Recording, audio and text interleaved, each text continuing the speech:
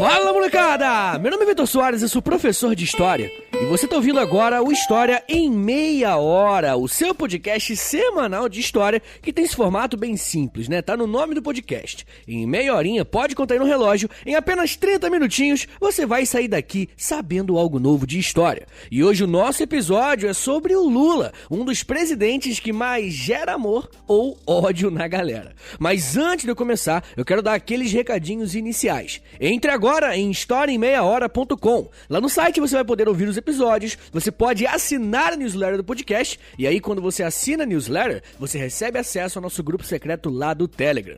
No site você também pode entrar na nossa loja e conferir camisetas e canecas exclusivas do História em Meia Hora. E claro, quando você compra uma camisa ou uma caneca, você está apoiando o podcast. Mas tem uma maneira ainda mais direta de apoiar o podcast, que é indo no nosso Apoia-se. Entre agora em apoia.se/História em Meia Hora. Repetindo, apoia.se/História em Meia Hora. Quando você se torna apoiador do podcast, você recebe acesso a um podcast exclusivo por semana, só para apoiadores. O dessa semana, né, para combinar com o tema de hoje aqui que você tá ouvindo, eu falei um pouquinho sobre a história dos sindicatos no Brasil. Então, se você quiser ouvir esse episódio ou os outros que eu já lancei, ou simplesmente quer me dar uma moral para me ajudar a continuar fazendo o trabalho, e claro, se você puder fazer isso, né, tiver condições, sinta-se convidado. Eu também tenho um outro podcast, ele se chama História pros Brother, onde eu falo de história, só que é misturado com humor, tá ligado? Mais falação de besteira mesmo, e tem no YouTube uma vibe mais papo de boteco, tá ligado? Enfim, é isso. Me siga nas redes sociais, é @Prof. Vitor Soares, no Twitter, no Facebook e no Instagram. E segue o Instagram do História em Meia Hora também, tá? @História em Meia Hora. Agora, bora começar a falar sobre migração, pobreza, corrupção e povão. Roda a vinheta em Portugal e vambora!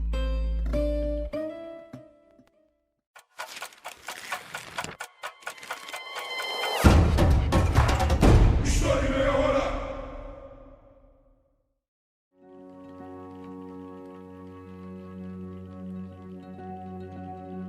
Porque a fome não leva ninguém à revolução.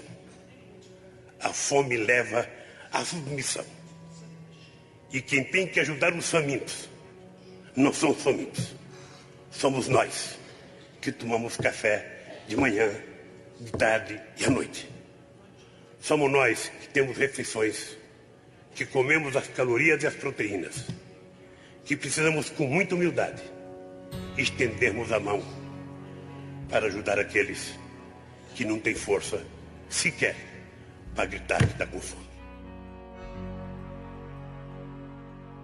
O que faz um político ser popular, tanto positiva quanto negativamente? No Brasil, é possível existir um governo que não esteja ligado à corrupção? Bom, essas são só algumas perguntas que eu me fiz enquanto eu estava estudando para esse episódio. Como vocês já ouviram, hoje vamos falar sobre a vida e trajetória política de Luiz Inácio Lula da Silva, mais conhecido como Lula.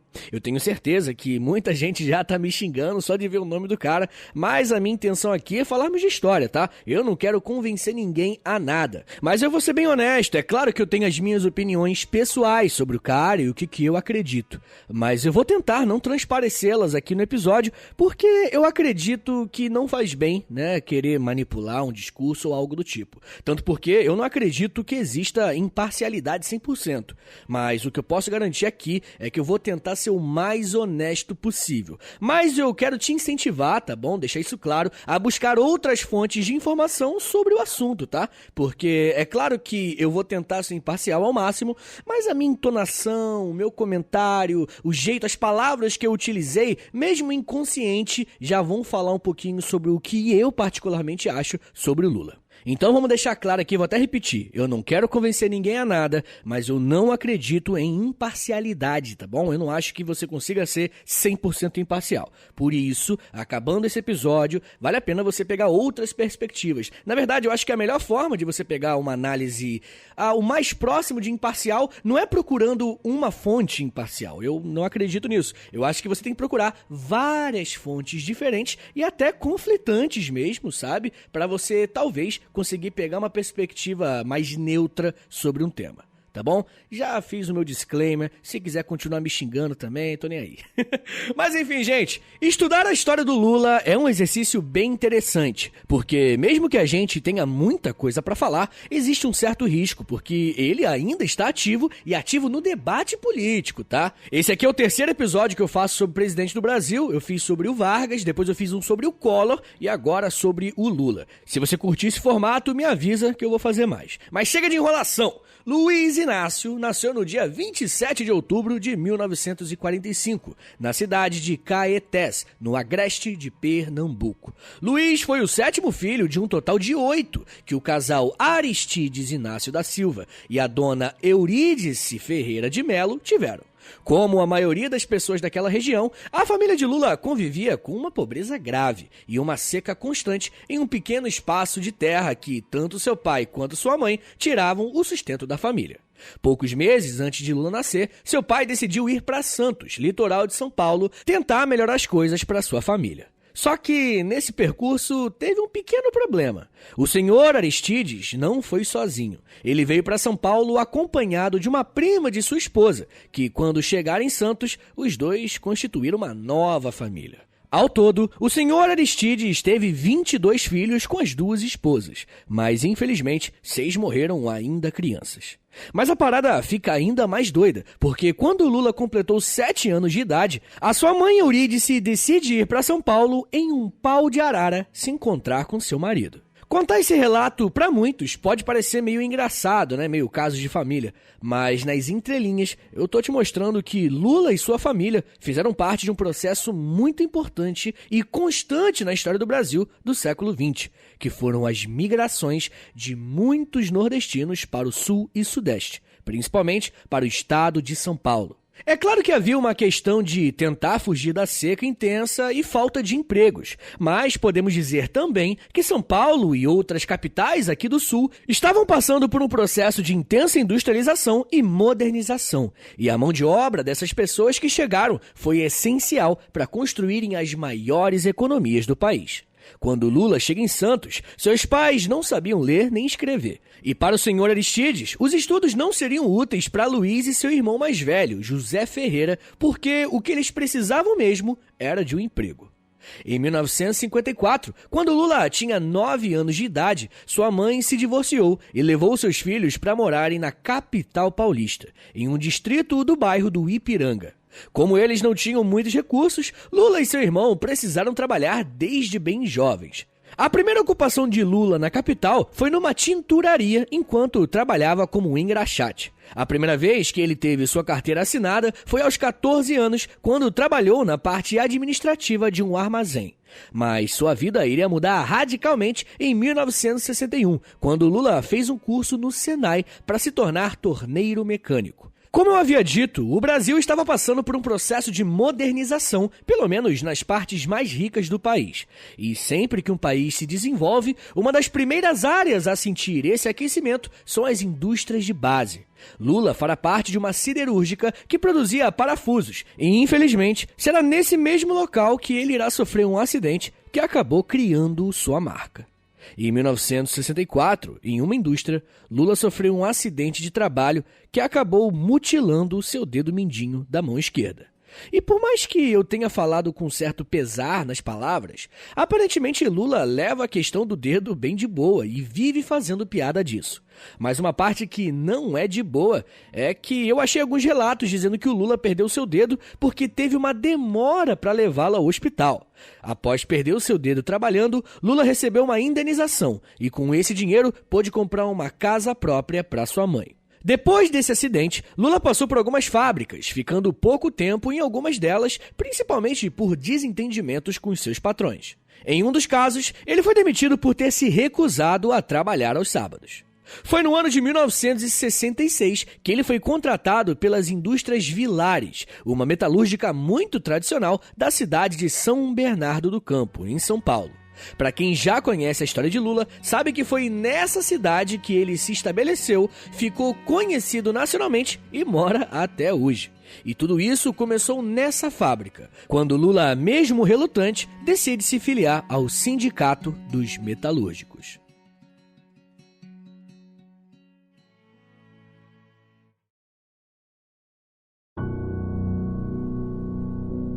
Quando nós estudamos sobre a Revolução Industrial, logo aprendemos bastante sobre a condição dos operários daquelas primeiras fábricas.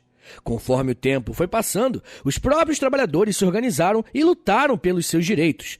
E uma das formas que os trabalhadores encontraram para se organizar foi através dos sindicatos. Sindicato nada mais é que a organização de toda uma classe de trabalhadores de um mesmo setor para reivindicarem melhores condições de trabalho e de remuneração, assim como descanso, férias e por aí vai.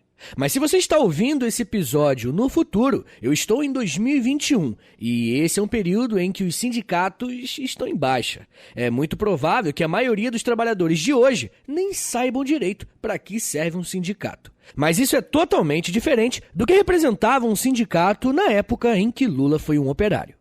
A entrada de Lula no sindicato no ano de 1968 se deu por influência de seu irmão, José Ferreira, que na época estava militando no Partido Comunista Brasileiro contra a ditadura militar. Mesmo resistindo um pouco a essa ideia, no ano seguinte Lula se candidata a integrar um cargo de liderança dentro do Sindicato dos Metalúrgicos. Desde o início da sua filiação, os membros do sindicato já viam em Lula uma figura extremamente carismática e que tinha uma espécie de espírito de liderança. Tá ligado? Aquela pessoa que naturalmente se coloca à frente das coisas, gosta de liderar, etc. Então, o Lula era assim. Ao ser eleito para a diretoria do sindicato, Lula exerce seu primeiro cargo político. Claro, não é a política tradicional dos partidos, mas é o que os especialistas chamam de política popular ou política de base, onde a própria população tem meios mais efetivos de se organizar e lutar por aquilo que ela quer. E como estávamos passando por uma ditadura militar, os sindicatos foram um dos espaços em que parte da população poderia lutar por melhores condições de vida e protestar contra o regime político autoritário. Inclusive, aqui no feed do História em Meia Hora, tem um episódio sobre a ditadura militar e outro sobre o golpe de 64. Tem tudo a ver com a época que a gente está estudando aqui agora, então acho que é uma boa se depois que você acabar esse episódio aqui, você vai lá e ouve esses outros, beleza? Mas enfim, o nosso personagem de hoje tem um papel central na história, porque em boa parte da ditadura militar, os sindicatos foram simplesmente impedidos de realizar manifestações e até greves. Foi só com a abertura política no final da década de 70 que os sindicatos conseguiram juntar forças para se organizarem novamente. No ano de 1978, o sindicato que Lula liderava foi protagonista em uma das maiores greves que foram feitas em muitos anos contra a política salarial da ditadura militar. De acordo com algumas denúncias, os militares estavam adulterando os índices de inflação, fazendo com que a população achasse que o seu dinheiro estava valendo um determinado valor. Mas, na prática, o salário real estava valendo bem menos. Por isso, os sindicatos do ABC, região em que o Lula atuava, lideraram uma greve geral dos metalúrgicos. Essa primeira greve foi tão importante não só para lutar pelo direito dos trabalhadores, mas para mostrar para a população em geral que era possível sim protestar e se organizar contra a ditadura, que pouco a pouco estava se enfraquecendo. Olha só o que o historiador Marco Aurélio Santana disse sobre esse processo. Abre aspas. A greve de 1978 foi de grande relevância para o movimento dos trabalhadores em particular e para a sociedade em geral, já que demonstrava sua capacidade de organização, mobilização e disposição de luta, ainda que diante do temível regime militar. Fecha aspas. Esse trecho mostra que essa greve foi importante para incentivar outras mobilizações que surgiram nos anos seguintes. E existe uma entrevista do Lula em 1981 falando sobre isso. Se liga, abre aspas, o caminho ficou muito tempo fechado, o mato cresceu e está impedindo os trilhos. Agora, estamos apenas cortando o mato, desobstruindo a linha. Fecha aspas. Eu trouxe essa fala do Lula aqui para mostrar para vocês duas coisas. Primeiro, Lula tinha desenvolvido sua liderança no movimento sindical e fazia isso com essa linguagem simples, fácil para todo mundo entender. Esse foi um de seus maiores diferenciais em seu início de carreira. Enquanto a maioria dos políticos pertenciam à elite e falavam difícil, Lula estava se tornando um líder identificado com a própria população. E a segunda coisa é que, com essas greves em São Bernardo, Lula se tornou uma figura nacionalmente conhecida. Isso tem seu lado bom e seu lado ruim. A parte ruim é que os militares passaram a monitorar as suas atividades de perto, tanto que em 1980 Lula foi preso por incitar desordem social e greve. A ideia dos militares era enfraquecer as greves, porém o resultado foi completamente outro. A paralisação dos metalúrgicos ganhou ainda mais força. Porém, a parte positiva dessa exposição nacional é que Lula estava ganhando um grande capital político e usou isso para fundar um dos maiores partidos políticos do país, o PT, Partido dos Trabalhadores. O PT foi fundado no dia 10 de fevereiro de 1980 e a origem de seus membros fundadores é bastante diversa. A primeira coisa que precisamos entender é que se trata de um partido fundado durante a ditadura militar. Logo, não seria um partido com apoiadores do regime ou algo assim. As bases desse partido foram fundadas por membros da Igreja Católica, ligados à teologia da libertação. Também ajudou a construir a base da construção do PT um pequeno grupo que havia participado da luta armada. Também alguns intelectuais e movimentos estudantis das universidades e, por fim, pelo sindicato, sendo representado pela figura do Lula. Foi a partir da fundação e da consolidação desse partido que Lula decide concorrer a eleições tradicionais e levar a demanda dos grupos que o apoiavam para a política. Pouca gente sabe, mas a primeira eleição que Lula venceu foi no ano de 1986, para o cargo de deputado federal, recebendo uma das maiores votações daquele ano, mostrando claramente sua força popular, um de seus maiores trunfos políticos. Mesmo sendo deputado popular, Lula quis mais. Seu desejo era se tornar presidente do país. Ele mesmo falava que o Brasil precisava de um presidente que conhecia a vontade e a necessidade do povo, e que ele era a pessoa ideal para realizar isso. Bom, mas a gente já fala mais sobre o caminho de Lula até a presidência, mas me dá só um minutinho que daqui a pouco a gente volta e eu falo mais sobre economia, corrupção, fome, prosperidade econômica e popularidade. Segura aí, que é um minutinho só.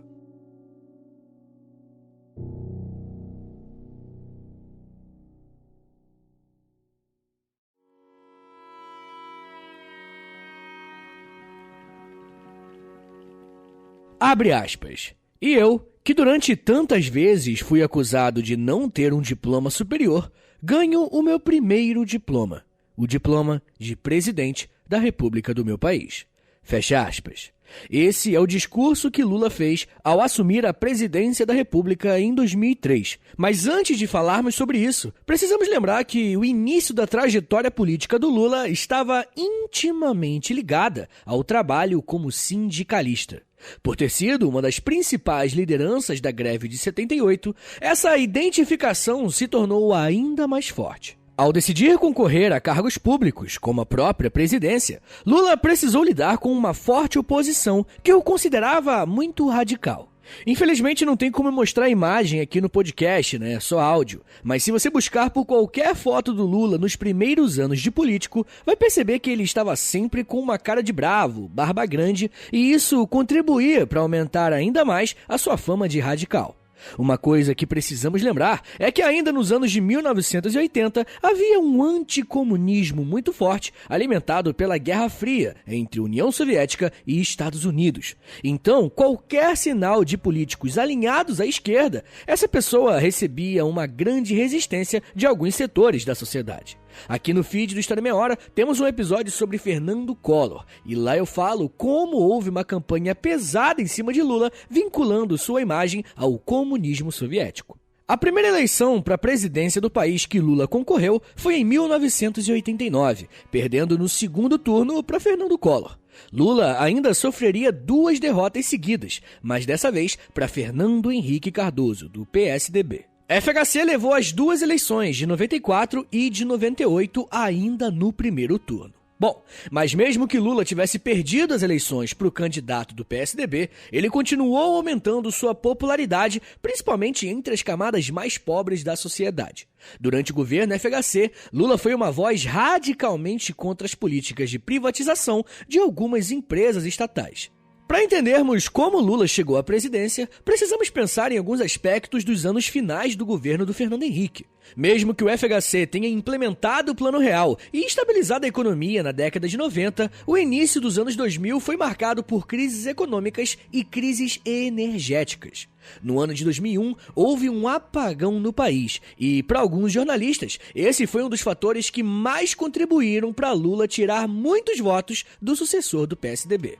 Na economia, o Brasil estava com uma taxa de desemprego acima de 11% e a dívida externa representava 76% do PIB brasileiro. É muita coisa. Bom, então, dessa vez, Lula tinha um caminho mais fácil para vencer a eleição, certo? Não, errado. Uma coisa que Lula precisava lidar ainda era com a rejeição dos grupos influentes do mercado financeiro e dos grandes empresários do país. Mas o movimento que Lula fez em 2002 é muito importante, não só para compreender a sua vitória, mas também para entender um pouco da própria política brasileira. A primeira coisa que Lula fez foi se aliar a partidos que não fossem apenas de esquerda para disputar as eleições de 2002. Nas tentativas anteriores, Lula se coligou apenas com partidos de esquerda, enquanto em 2002 fez alianças com partidos conservadores, como o PMDB e o PTB. Uma prova dessa parceria com partidos mais alinhados ao centro e até à direita foi colocar o empresário José Alencar como seu vice. Mas o maior ponto de virada de Lula foi a elaboração de um documento chamado Carta ao Povo Brasileiro, que significava um comprometimento que o Lula havia feito em manter a estabilidade política, respeitar a propriedade, pagar a dívida externa e honrar os contratos firmados com empresas nacionais e internacionais. Foi apenas com a junção desses três fatores que Lula conseguiu unir as condições necessárias para vencer no segundo turno na eleição de 2002 e se tornar o 35º presidente do Brasil. Lula venceu a eleição com um apoio considerável da população, recebendo mais de 52 milhões de votos. Porém, essa popularidade não refletiu em apoio político, uma vez que apenas 17% dos deputados eleitos eram do PT ou da base aliada. Assim que assumiu a presidência, Lula precisou colocar em prática aquele tom conciliador prometido antes da campanha, para estender as suas alianças partidárias e conseguir aprovar projetos. A estratégia surtiu efeito, e os primeiros anos de governo Lula colheram um resultado extremamente positivo para sua imagem e para a população. Com a ajuda de economistas experientes e ligados ao mercado financeiro, como Henrique Meirelles, Lula conseguiu diminuir a dívida externa brasileira. Como eu disse para vocês, em 2002 essa dívida representava 76% do PIB, e em 2010 esse índice caiu para 61%. Mas os números que mais representaram uma melhora significativa na vida das pessoas foram o controle da inflação e do desemprego. A inflação em 2002 estava acima de 12,5%, caindo para 9,3% ainda em 2003 e incríveis 3,1% em 2006. Eu sei que todos esses números podem confundir ou fazer você achar que é economês, mas esses índices representam uma melhora real na vida da população, porque significa que o dinheiro que estava nas mãos das pessoas estava valorizado e, consequentemente, o poder de compra também estava. Toda essa melhora econômica estava sendo sustentada por um fenômeno muito importante que é conhecido como o boom das commodities. Commodity, para quem não sabe, são as chamadas matérias-primas, conhecidas também como produtos primários, ou seja, são itens que ainda não passaram por um processo de industrialização. E o Brasil é uma potência nesse ramo.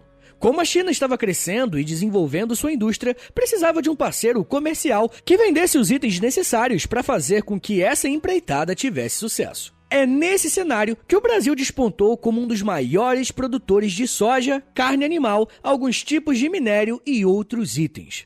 O PIB brasileiro em 2004 cresceu 5,7%, 4% em 2006 e 6% em 2007, ou seja, o país estava em um crescimento considerável. Esses números eram reconhecidos tanto dentro do Brasil quanto fora, tá? As pesquisas de popularidade mostravam que Lula era um fenômeno de aceitação popular. Fora do país, o Brasil quitou suas dívidas com os bancos internacionais e se colocou à frente de blocos como o Mercosul e o BRICS. Talvez o maior trunfo do presidente Lula tenha sido reverter toda essa popularidade e taxas interessantes da economia para promover uma série de políticas sociais que tinham como objetivo melhorar a vida de milhões de pessoas. Se aproveitando desse capital político, Lula criou o Ministério da Segurança Alimentar e Combate à Fome, órgão que ficou responsável por criar o Fome Zero, projeto que reunia vários programas sociais como o próprio Bolsa Família, mas tinha como diferencial abranger mais pessoas e vincular o pagamento desse benefício a uma série de pré-requisitos como a presença escolar e o acompanhamento básico de saúde. Com a consolidação desses programas, o governo tentava atacar vários problemas de uma vez só. Uma coisa que é muito legal é que o Brasil foi internacionalmente reconhecido através do Bolsa Família, como um programa que realmente tirava as pessoas da extrema pobreza. Um outro projeto de lei muito interessante e que teve como objetivo corrigir algumas desigualdades foi o ProUni, que era um benefício dado a alguns grupos sociais que não tinham acesso à educação superior e recebiam um subsídio para estudar em faculdades particulares. Eu mesmo só tô aqui agora porque fiz parte do ProUni, então eu posso dizer com propriedade de causa que mudou a minha vida. Porém, todo esse avanço econômico e social do país teve um preço. No ano de 2005, estourou a primeira grande crise política do governo Lula, o famoso Mensalão. Para quem não sabe ou não lembra, o Mensalão foi a denúncia de um então aliado do presidente Lula, chamado Roberto Jefferson, sim, esse mesmo Roberto Jefferson que hoje está dando o que falar na política atual por conta de uma briga dentro da base do governo. Jefferson denunciou um esquema de compra de votos dentro do governo. Ele disse que havia uma espécie de pagamento mensal de R$30 mil dado aos deputados aliados, que recebiam esse dinheiro para aprovar projetos que o governo enviava para esses deputados. Por esse pagamento ser mensal, o nome Mensalão acabou colando no dia a dia das pessoas. Uma coisa interessante sobre essa denúncia é que, com o tempo, a sua versão foi se alterando. No primeiro momento, Roberto Jefferson afirmou que Lula não sabia de nada, que era coisa dos escalões mais baixos do governo. Mas, num segundo momento, passou a dizer que o Lula sabia sim da mutreta. Ao todo, mais de 55 milhões de reais foram distribuídos a pelo menos 6 partidos, dentre eles PT, PMDB, PDT, PP, Partido Progressista e Partido Liberal. Enfim, essa denúncia de corrupção rachou o governo Lula, fazendo com que os antigos aliados se afastassem e, em alguns casos, até saíssem do PT. Foi através dessa divisão que o PSOL foi criado, por exemplo. O historiador Rodrigo Pato Samota faz uma pergunta muito interessante sobre esse processo. Abre aspas. A pergunta é, por que um partido de origem popular acabou praticando o que condenava? A resposta passa pela compreensão das características do sistema e da cultura política brasileira. Primeiro, há que considerar os elevados custos das campanhas eleitorais no Brasil e a praxe corrente das doações empresariais não contabilizadas, o chamado Caixa 2. Para crescer e ganhar as eleições importantes, o PT precisava de muito dinheiro e acabou adotando os caminhos usuais dos outros partidos. Fecha aspas. Para muitos, isso representaria o fim de qualquer chance de continuar a governar ou sequer pensar em reeleição. Mas o mais curioso é que isso praticamente não afetou a popularidade do presidente Lula. Foi com essa popularidade e um otimismo com a economia, mesmo com um pequeno caos político, que Lula conseguiu se reeleger no segundo turno contra Geraldo Alckmin em 2006. Mesmo tendo que lidar com muita pressão interna e também da mídia, que cada vez mais investigavam esquemas de corrupção no governo ou em escalões secundários, para muitos especialistas foi no segundo mandato que Lula superou todas as expectativas econômicas. Em 2008, o mundo passou por uma interna crise financeira puxada pelo mercado financeiro dos Estados Unidos. Diante desse cenário, Lula tentou tranquilizar o país e os investidores e disse a famosa frase: "Essa crise será apenas uma marolinha". Em partes, ele estava certo, porque nos primeiros anos dessa crise e no período em que ele estava na presidência, o Brasil conseguiu manter seus índices positivos em relação ao PIB e à inflação. A bomba mesmo foi estourar no governo Dilma, mas isso é um papo para outro episódio. No seu segundo mandato, Lula se destacou por promover uma imagem do Brasil na política externa de forma mais independente, desconectada de países ricos como Estados Unidos e Rússia, e passou a fazer os próprios acordos bilaterais com os países aqui da América do Sul e da África. A ideia era que o Brasil atuasse de forma a emprestar e ser fiador desses países menores e assim, consequentemente, aumentaria a sua zona de influências. Na parte social, Lula iniciou programas como Minha Casa Minha Vida, que facilitava o acesso ao crédito imobiliário a pessoas de baixa renda, permitindo assim que um grande grupo de pessoas comprassem sua casa própria, financiando o valor por 30 anos. E nesse ponto, vemos uma coisa muito interessante sobre os governos Lula. Não sei se vocês sabem, mas um dos grupos que mais criticam o Lula são os partidos de esquerda, tá? Principalmente aqueles ligados à esquerda mais radical. Esses grupos dizem que Lula apenas deu crédito a essas pessoas e não melhorou as condições reais de vida dos mais pobres. A crítica é que no governo Lula, as camadas mais pobres da sociedade deixaram de ser miseráveis para serem apenas consumidoras, ficando reféns dos créditos que os bancos davam. Eu tô trazendo essas informações para vocês para mostrar que a realidade é bem complexa e que se nós quisermos fazer um debate sério, existem várias formas de interpretar aquilo que foi feito. Bom, de qualquer forma, no fim do segundo mandato do Lula, ele tinha uma aprovação da população de incríveis 87%. Gente, isso é insano para um final de mandato. Com essa popularidade tão grande, não foi nada complicado para Lula emplacar uma sucessora do PT para a presidência do país. Porém, se foi fácil eleger alguém do seu campo político, os anos seguintes não foram nada fáceis. Com uma crise econômica e política sem fim, cresceu no país um movimento antipetista, que tinha na imagem de Lula e do seu partido a representação máxima da corrupção. Mensalão, Petrolão e Lava Jato são alguns dos exemplos de investigação que mancharam a imagem do PT e do governo Lula para milhões e milhões de pessoas. Em 2018, Lula foi preso por decisão judicial e ficou na cadeia por mais de um ano, sendo libertado 580 dias depois. Esse podcast é de história, não é sobre direito, então não vou falar sobre se era legítima ou não a prisão do presidente. Mas, de qualquer forma, Lula ainda está no cenário político e atuando no debate público. Inclusive, essa semana ele foi dar uma entrevista para o podcast do Mano Brown, se chama Mano a Mano e é lá do Spotify. Então fica a minha recomendação que o episódio tá bem legal. Bom, falar sobre Lula e seu governo é ter em mente que o Brasil é extremamente complexo e cheio de desigualdades, problemas crônicos como a pobreza e a própria corrupção, mas que, acima de tudo, é falar sobre um país que mostra todos os dias que, com oportunidade, pode se fazer muita coisa.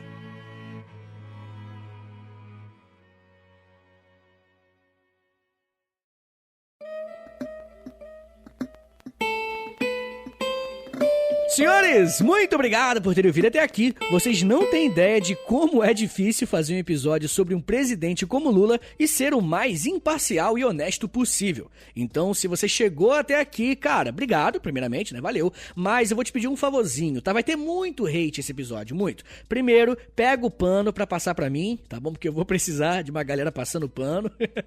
Mas, tô brincando, mas eu queria muito que você compartilhasse esse episódio. Tem como? Ajuda muito o meu podcast se você marcar lá nos stories do Instagram, @História em Meia Hora, compartilha lá, dá essa moral, e se você também quiser, você pode compartilhar no Twitter também, é @H30podcast, e me marca nos dois, @Prof. Vitor Soares, tá bom? Se você quiser ouvir um podcast de história mais de humor, tá ligado? Você ouve o meu outro podcast, que é o História pros Brother, ouve lá que eu acho que você vai gostar, e não esquece, se você quer ver o História em Meia Hora continuar de pé, quer dar a moral pro tio aqui pra poder pagar as contas, a ração do cachorro, dá uma passada lá no Apoia-se, tá bom? Porque tem muita coisa exclusiva, muito conteúdo legal, apoia.se/História em Meia Hora, beleza? Senhores, é isso, um beijo, até semana que vem, e valeu!